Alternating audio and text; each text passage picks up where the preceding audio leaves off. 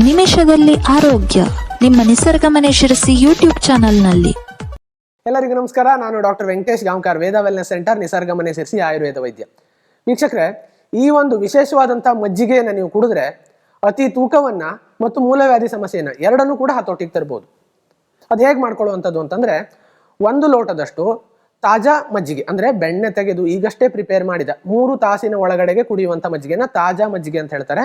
ಬೆಣ್ಣೆ ತೆಗೆದು ನೀವು ಅದನ್ನು ರೆಡಿ ಮಾಡಿ ಇಟ್ಕೊಂಡಿರ್ಬೇಕು. ಸೊ ಇಲ್ಲವಾದಲ್ಲಿ ನೀವು ಅದನ್ನು ಮೊಸರನ್ನು ನೀರು ಹಾಕಿ ಅದನ್ನು ಚೆನ್ನಾಗಿ ಮಿಕ್ಸಿ ಮಾಡಿ ಕೂಡ ಅದನ್ನು ಕುಡಿಬೋದು.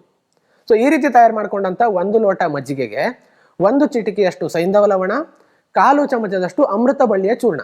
ಅಮೃತ ಬಳ್ಳಿ ಚೂರ್ಣ ನಿಮಗೆ ಗ್ರಂಥಿಕೆ ಅಂಗಡಿಯಲ್ಲಿ ಸಿಗುತ್ತೆ. 1 ಚಿಟಿಕೆಯಷ್ಟು ಸೈಂಧವ ಲವಣ, 1/4 ಚಮಚದಷ್ಟು ಅಮೃತ ಬಳ್ಳಿ ಚೂರ್ಣವನ್ನು ಹಾಕಿದ ತಾಜಾ ಮಜ್ಜಿಗೆ 1 ಲೋಟ. ಇದನ್ನು ನೀವು ಬೆಳಗ್ಗೆ ಹೊತ್ತು ಖಾಲಿ ಹೊಟ್ಟೆಯಲ್ಲಿ ಮತ್ತು ಸಂಜೆ ಹೊತ್ತು ಒಂದು 5:30-6 ಗಂಟೆ ಅಷ್ಟೊತ್ತಿಗೆ ಖಾಲಿ ಹೊಟ್ಟೆಯಲ್ಲಿ ಕುಡಿದ್ರೆ ಇದು ಅತಿ ತೂಕವನ್ನು ನಿವಾರಣೆ ಮಾಡಲಿಕ್ಕೆ ಸಹಾಯ ಮಾಡುತ್ತೆ. ಮೂಲವ್ಯಾಧಿ ಸಮಸ್ಯೆ, ಅದು ರಕ್ತ ಮೂಲವ್ಯಾಧಿ ಆಗಿರ್ಬೋದು ಅಥವಾ ಮೊಳಕೆ ಬಂದಿರುವಂಥದ್ದಾಗಿರ್ಬೋದು, ಅದು ಎರಡನ್ನೂ ಕೂಡ ಹತೋಟಿಗೆ ತರಲಿಕ್ಕೆ ಸಹಾಯ ಮಾಡಿಕೊಡುತ್ತೆ. ಸೊ ಇದನ್ನು ಪ್ರಯತ್ನ ಮಾಡಿ ಈ ವಿಡಿಯೋವನ್ನು ಕೂಡ ಶೇರ್ ಮಾಡ್ಕೊಳ್ಳಿ ಅಂತ ರಿಕ್ವೆಸ್ಟ್ ಮಾಡ್ಕೊಳ್ತಾ ನಮಸ್ಕಾರ.